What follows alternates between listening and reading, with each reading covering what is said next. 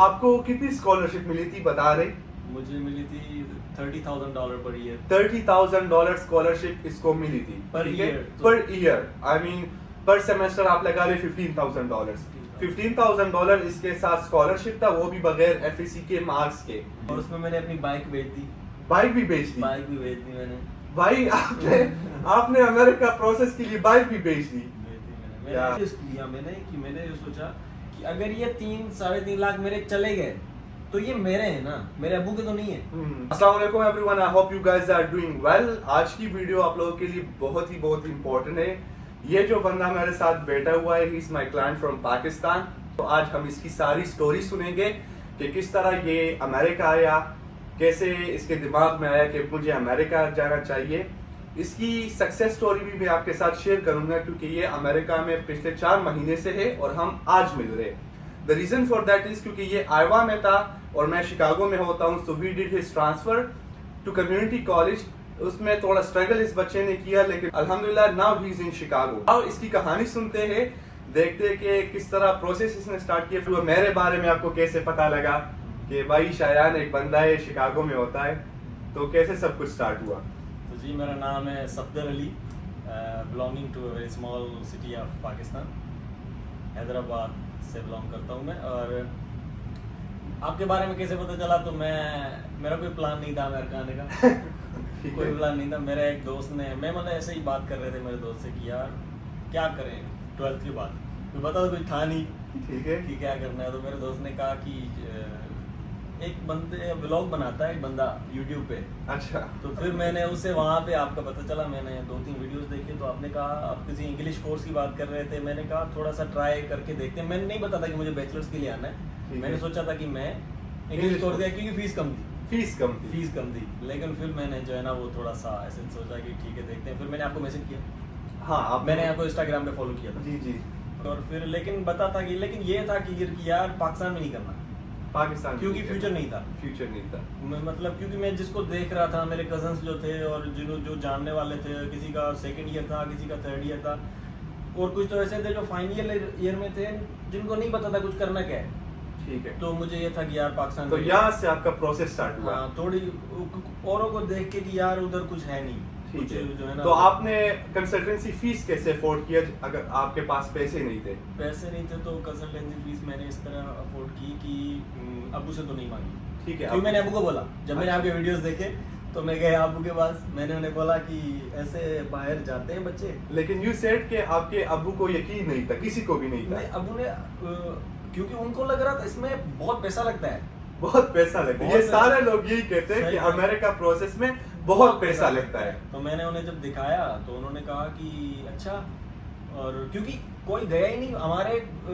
Basically तो मैं गांव से बिलोंग करता हूँ, मेरी फैमिली तो पूरी गांव में है। मैं रहता हूँ हैदराबाद में ताकि मैं पढ़ सकूँ। Okay, very interesting. क्योंकि हम रहते हैं, हम कोई 5-6 दोस्त हैं, हम एक घर में रहते हैं, ऑनर को रेंट पे करते हैं। 5-6 दोस्त हॉस्टल की तरह रहते हॉस्टल की तरह। भाई ये सुने, ये होती है मोटिवेशन पाकिस्तान से निकलने के लिए। भाई हम 5-6 बंदे रहते हैं, एक खाना भी खुद बनाते हैं। हैदराबाद के अंदर ये बहुत बड़ी बात है भाई, कौन नहीं रहते लोग ऐसे तरीके।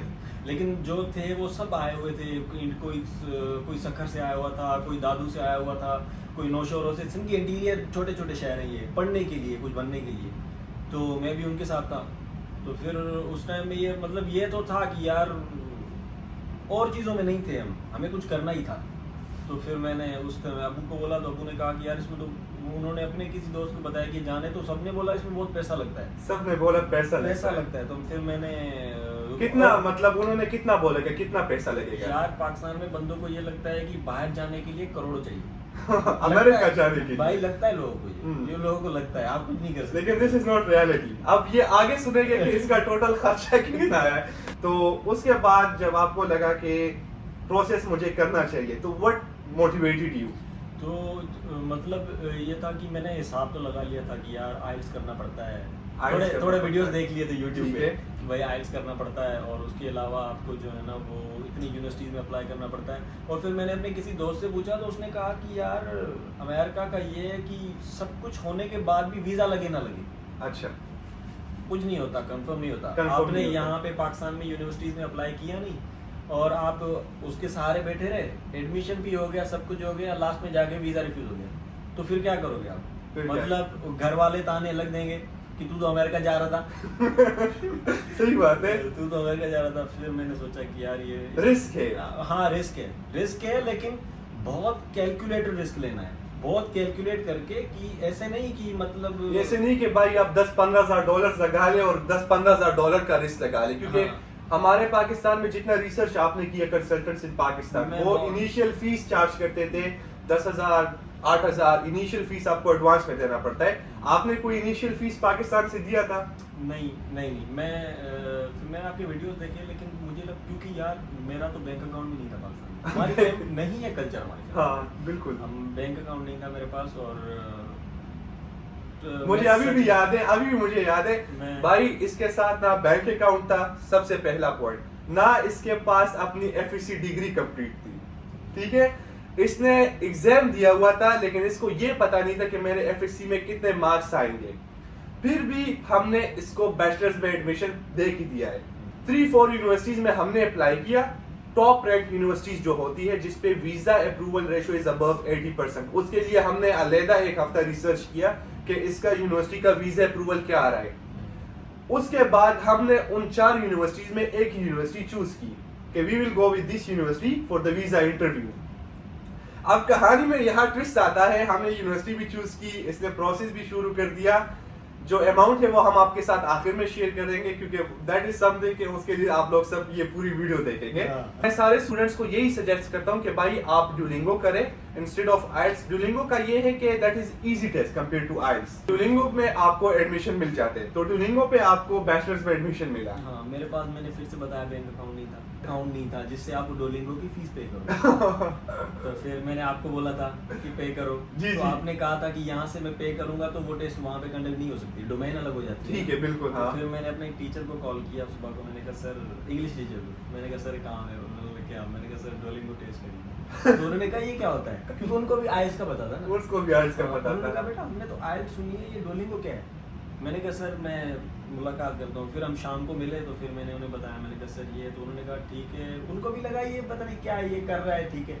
मैंने कहा सर आपके पास बैंक अकाउंट है, उन्होंने कहा हाँ। मैंने कहा सर ATM वो है, डेबिट कार्ड है, उन्होंने कहा हाँ। मैंने कहा सर मैं आपके अकाउंट में पैसे जमा करा के आता हूँ, आप मेरी फीस पे तो आपके प्रोफेसर ने आपका फीस पे किया ड्यूलिंगो का, आपके पास अपने अकाउंट नहीं था, आपके अबू के पास भी नहीं था। ये अभी तक पाकिस्तान की जर्नी है। अभी इसके 4 महीने अमेरिका में हुए हैं और देखते हैं कि इस 4 महीनों में इसने क्या स्ट्रगल किया है। तो यहाँ पे आपने ड्यूलिंगो पे किया। डोलिंगो के लिए आपने मुझे कहा था कि कम से कम 105 आने चाहिए आपको। मैंने बिल्कुल कहा था। आपको कितनी स्कॉलरशिप मिली थी बता रहे? मुझे मिली थी $30,000 पर ईयर। $30,000 स्कॉलरशिप इसको मिली थी Per ठीक है? year, तो- पर ईयर, आई मीन पर सेमेस्टर आप लगा रहे $15,000। $15,000 इसके साथ स्कॉलरशिप था, वो भी बगैर एफएससी के मार्क्स के। मैंने आपको सजेस्ट किया कि let's go for this university. हाँ, क्योंकि हमने डोलिंगो दे दी थी, उसमें 110 मार्क्स आ गए थे हमारे, और 2 यूनिवर्सिटी से स्कॉलरशिप मिली थी मुझे। हाँ, 2 यूनिवर्सिटी 2 से। यूनिवर्सिटी से मिली थी। तो भाई इसको 2 स्कॉलरशिप्स मिली थी, लेकिन आउट ऑफ 2 स्कॉलरशिप्स आप सिर्फ एक यूनिवर्सिटी के लिए जा सकते हैं जो आपको लगे कि ये मेरा ऑप्शन है, मैं इस यूनिवर्सिटी पे मुझे वीजा लगेगा। लेकिन आपने कोई डिपॉजिट यूनिवर्सिटी को नहीं किया था। नहीं, टू बी ऑनेस्ट, अब मेरा जो मेरे पास, मतलब मुझ में थोड़ी एक सी पॉइंट्स थी मेरे पास, जिसकी वजह से मैं स्ट्रेस कम था मेरे पास। जैसे कि मैंने जो आपको फीस पे की, जो मैंने सर्विस की फीस पे की, जो मैंने डोलिंगो के लिए पे की, उसके लिए मैंने एक सिंगल पेनी भी अपने अबू से नहीं लिया। माशाल्लाह यार, मेरे- हाई फाइव। जब से मैं पैदा हुआ हूँ, तब से मैंने पैसे जमा करना शुरू किए थे। माशाल्लाह। क्योंकि मैंने आपको बताया था मैं बोर्डिंग में पढ़ता था। हाँ। तो जो बोर्डिंग में पढ़ता था, जो पैसे मिलते थे जाने के लिए, तो वापसी आके वहाँ पे तो खर्चा होता नहीं था, तो मैं वापसी रख देता था, तो वो जमा करके रखे थे। अब वो मुझ पे था, यहाँ तो मैं आईफोन ले लूँ, आईफोन जितने पैसे थे, और आईफोन भी आ रही थी, आईफोन भी उसमें आ रही थी।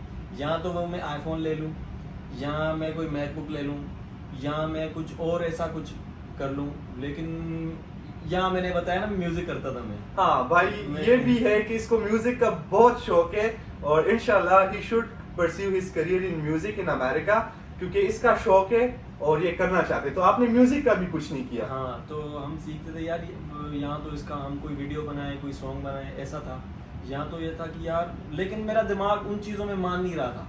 इवन कि म्यूजिक में भी नहीं मान रहा था, क्योंकि अब अगर मेरे पास उस टाइम पे 3.5 लाख रुपए थे, तो जो 3.5 लाख रुपए में पाकिस्तान में प्रोडक्ट म्यूजिक का बनेगा वो नहीं चलेगा, क्योंकि अब हम कोक स्टूडियो से तो नहीं कॉम्पीट कर सकते ना हमारे पास स्किल है। तो मतलब मुझे ये लगा कि मैं अपने ये पैसे बना के आग में डाल रहा हूँ, किससे प्रोडक्ट नहीं आने वाला कोई। तो आपने मतलब सोचा कि let me take the risk and go out of Pakistan. किस 3-3.5 लाख गवा देता तो मुझे पूरी जिंदगी ताने पड़ते सुनने पड़ते। अच्छा, मतलब मुझे अब लग रहा, क्योंकि जब डोलिंगो पास हो गई ना 110 आ गए, तो फिर मुझे लग रहा था कि यार अब थोड़ा सीरियस हो जाते हैं, कि मतलब करके देखते हैं थोड़ा सा। ये हो गया तो फिर जब ड्रेक में फिर स्कॉलरशिप भी मिल गई और सब कुछ हो गया, इंटरव्यू की डेट आ गई, और तब तक मेरे पास बाइक में भेज चुका था, और मेरे अब्बू को अब बैंक स्टेटमेंट की जरूरत पड़ी थी। Even I had scholarship. समझते भाई, जो आपका पर ईयर फीस आएगा वो अमाउंट आपने अपने स्पॉन्सर के अकाउंट में शो करना है कि हम ये फीस अफोर्ड कर सकते हैं। ये सारे स्टूडेंट का क्वेश्चन होता है कि हम अफोर्ड कर सकते हैं या नहीं अफोर्ड कर सकते। आपने ये यूनिवर्सिटी को प्रूफ करना है, और वही बैंक स्टेटमेंट जो आपने यूनिवर्सिटी को सबमिट किया है, वही बैंक स्टेटमेंट आपने एम्बेसी को लेके जाना है। आपने कोई नया बैंक स्टेटमेंट लेके गए थे, वही पुराना जो आपने आपके I-20 में अटैच है। इसके बाद फिर क्या हुआ? फिर ये हुआ कि जो स्कॉलरशिप थी 80% थी, हाँ, और 20% की हिसाब से 4 साल की वो बैंक स्टेटमेंट मांग रहे थे। 20% के हिसाब से 4 साल, मुझे हर साल 80% की स्कॉलरशिप थी। I had 80% scholarship per year, so 20% के हिसाब से उन्होंने 4 साल की फीस निकाल के मुझे बोला कि इतनी बैंक स्टेटमेंट। हाँ, तो आपने बैंक स्टेटमेंट किस तरह? तो मेरे अब्बू को मैंने अपने अब्बू को बताया कि मैंने अप्लाई किया है। अभी तक नहीं बताया था आपने? प्रोसेस स्टार्ट किया था लेकिन अब्बू को नहीं बताया था, क्योंकि अब बताना पड़ गया ना। अब बताना पड़ गया, बैंक स्टेटमेंट चाहिए था। ठीक है, तो फिर मतलब फिर मेरे अब्बू ने कहा कि ठीक है। फिर मेरे अब्बू ने कहा कि उनको, फिर मैंने अपनी डोलिंगो की रिजल्ट दिखाई, तो उन्होंने कहा अच्छा आ गए मार्क्स तुम्हारे, इतना काम। फिर मैंने दिखाया कि इतने डॉक्यूमेंट्स दिखाया कि भाई इतना हो गया है, अब बैंक स्टेटमेंट की रिक्वायरमेंट है। तो उन्होंने कहा ठीक है। फिर मेरे अब्बू का, तो मैंने बताया ना, बैंक अकाउंट नहीं था। आप भाई, इसके अब्बू का बैंक अकाउंट नहीं था because they belong to a village. ठीक है, अ स्मॉल विलेज। मुझे तो पता नहीं है कि कौन सा विलेज है, लेकिन ही सेड कि हैदराबाद में कोई विलेज है, तो like 100 kilometres away. He tried his best कि इससे जो हो सके वो ये कर ले, और अल्हम्दुलिल्लाह, Allah help you, I guided you. मुझे जो था मैंने आपको सही गाइड किया कि आपका कुछ फ्यूचर में कुछ बन सके। अगर आपका वीजा रिफ्यूज भी होता, बिलीव मी, हम दोबारा भी ट्राई करते। हम तब तक नहीं छोड़ते कि तब तक लगता नहीं था। आपके अब्बू को यहाँ पता लग गया आपके प्रोसेस का। इसके बाद क्या हुआ? पाकिस्तान में लोगों को बैंक जाने से भी ना डर लगता है कि यार क्या बैंक स्टेटमेंट, लोगों को लगता है ये क्या चीजें हैं, लोगों को नहीं समझ आती ये चीज। सही बात है। तो फिर मेरे एक अब्बू के दोस्त थे, तो मैंने उन्हें बोला कि बैंक स्टेटमेंट, तो फिर अब्बू ने बोला उन्हें कि इसको बैंक स्टेटमेंट या कुछ की जरूरत है। फिर मैंने उनसे पूछा, उन्होंने कहा कि बैंक स्टेटमेंट, हाँ क्यों चाहिए। फिर मैंने जब उन्हें बताया तो उन्होंने कहा ठीक है कोई मसला नहीं, चले जाओ बैंक। और उसको मैं गया भी खुद, मैंने जाके मैनेजर को, मतलब मैंने उन्हें कॉल करके मैनेजर को बताया, तो उन्होंने, मैनेजर ने कहा कि ठीक है। फिर उनके, मेरे अब्बू के दोस्त के नाम पे मुझे बैंक स्टेटमेंट मिली, और फिर आपने बताया था कि एफिडेविट बनवा लो जी। तो फिर मैंने एफिडेविट बनवाया, और उसके बाद क्योंकि मेरे अब्बू की उस टाइम पे बैंक स्टेटमेंट नहीं बनी, उतनी नहीं बन रही थी, फिर हमने अप्लाई किया, और उसके बाद जो है ना वो बैंक तो ये भी एक टिप मैं आपको इस वीडियो में ऐड कर दूं कि भाई, अगर आपके फादर के साथ बैंक स्टेटमेंट नहीं है, तो आप अपने कोई फैमिली फ्रेंड या आपके जो ब्लड रिलेशन में आते हैं, आप उनका बैंक स्टेटमेंट यूज कर सकते हैं। बट आपने जस्टिफाई करना होगा कि आपके अब्बू के पास बैंक स्टेटमेंट क्यों नहीं है।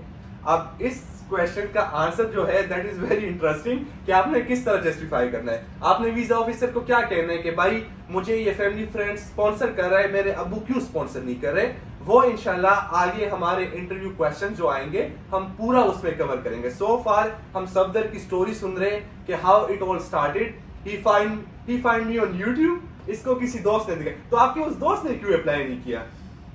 बस वो डोलिंगो और आइल से डरता था। अच्छा, इसके दोस्त ने इसको मुझे सजेस्ट किया, लेकिन इसके दोस्त ने खुद अप्लाई नहीं किया। भाई ये अच्छा दोस्त है, अगर ये वो वीडियो देख रहा है तो भाई सलाम है आपको कि आपने खुद अप्लाई नहीं किया और इसको अप्लाई करवा दिया। अब इसके बाद जो मेन चीज आता है, आपके सारे डॉक्यूमेंट्स पूरे हो चुके हैं यहाँ तक।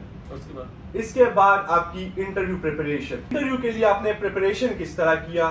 बस I-20 आ चुका था। हाँ। फिर हमारा आपने एक मॉक इंटरव्यू, हाँ, हमने मॉक इंटरव्यू किया जिसमें हमने क्वेश्चंस डिस्कस किए, उसके आंसर्स। आपने क्वेश्चंस बताए थे। तो उस टाइम तक आपको क्या लग रहा था कि वीजा लगेगा या नहीं लगेगा? नहीं, उस टाइम भी ये हो चुका था कि मुझे 60% क्लियर हो चुका था, क्योंकि ये चीजें देख के ही आपका कॉन्फिडेंस बनता है कि हाँ अब हो जाएगा, अब हो जाएगा। अगर आपने बैचलर्स में जाना है तो you have to go with strong application. अगर आपने इंग्लिश कोर्स में जाना है तो it's a total different procedure. English course का visa interview is different than bachelors, उसके documents is different than bachelors, वो एक टोटली डिफरेंट अलग फील्ड है। ये बैचलर्स के लिए, मास्टर्स के लिए भी टोटली डिफरेंट फील्ड है, क्योंकि उसके क्वेश्चंस बिल्कुल चेंज होते हैं। Bachelor student is the most hardest interview for America, क्योंकि मास्टर के स्टूडेंट ने ऑलरेडी बैचलर्स किया होता है, उसके पास एक रीजन होता है कि मैंने ऑलरेडी बैचलर्स किया हुआ है। Bachelors compare to master, getting the visa is very hard. तो यहाँ तक हमारा सब कुछ हो चुका है। 16 अगस्त 16 अगस्त आपकी इंटरव्यू थी, ठीक है, 16 अगस्त। अब जी मेक श्योर कि आप ये वीडियो पूरी देखें। अगर आप चाहते हैं कि हम पार्ट 2 भी अपलोड करें फॉर द इंटरव्यू क्वेश्चंस, के हमारे क्या क्वेश्चंस थे, क्या क्या हमने उसमें प्रिपरेशन किया, मॉक इंटरव्यू हमने कैसे कंडक्ट की, and how did he face the visa officer. क्योंकि ये भाई, ये सुनकर आप हैरान हो जाएंगे कि किस तरह इसने आंसर दिए हैं और किस तरह इसने कॉन्फिडेंस से उस वीजा ऑफिसर के माइंड से खेला है।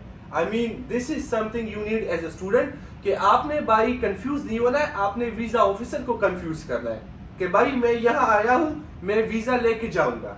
आप ये क्वेश्चंस करें, मेरे साथ जवाब पढ़े, आप क्वेश्चन पे क्वेश्चन करें, जवाब मैं दूंगा। ये नहीं कि भाई आपसे वीजा ऑफिसर क्वेश्चन में क्वेश्चंस करे और फिर आप कहते हैं कि भाई अब इसका मैं क्या जवाब। हाँ, ऐसा हुआ था।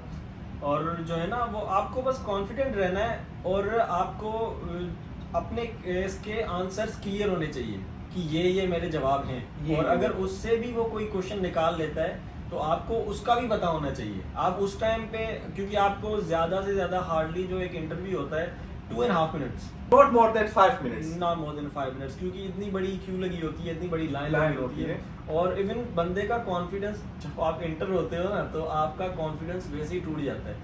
पिन अंदर आप इमेजिन करो कि there are 20 to 25 people inside the room and pin drop silence है, और जब वॉइस, जो आवाज आ रही है, वो सिर्फ उसकी जो सवाल पूछ रहा है और उसकी जो जवाब दे रहा है, और बाकी सब साइलेंट, बाकी सब साइलेंस।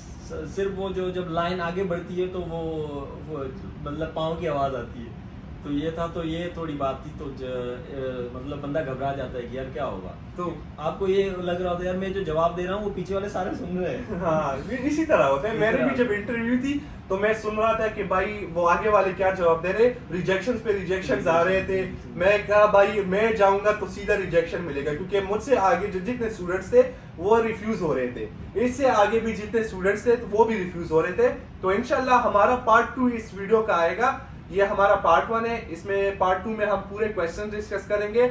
उसके बाद जब ये अमेरिका आता है, 4 महीने इसने किस तरह गुजारे, क्योंकि इसके पास पैसे नहीं थे जब ये अमेरिका आया।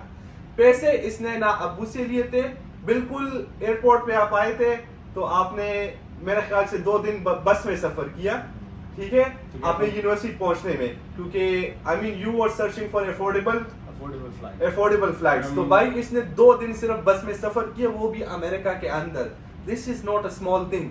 ये जो स्टोरी है ये आपको सुननी पड़ेगी and you have to learn from it. Even मैं जब इंटरव्यू की डेट आ गई थी, डेट भी मेरे अब्बू को पता नहीं थी कि इंटरव्यू डेट क्या है। बैंक स्टेटमेंट ली, फिर उन्हें फिर से कुछ पता नहीं कि ये कर क्या रहा है। अच्छा। तो फिर मैंने जब 16 अगस्त मेरी इंटरव्यू की डेट, क्योंकि मुझे पता था कि अगर मैं पास नहीं हुआ, क्योंकि कहीं पे जानने वालों में ये हुआ था कि ये एक बंदा चाइना जाने वाला था, एक स्टूडेंट, बाद में वो गया नहीं तो उसको चाइनीज बुलाते रहते हैं आज तक। अच्छा। तो फिर मैंने कहा कि मुझे बाद में ये अमेरिकन ना बुलाते रहे। अमेरिकन ये होता है, ये होता है। Very common thing. हाँ,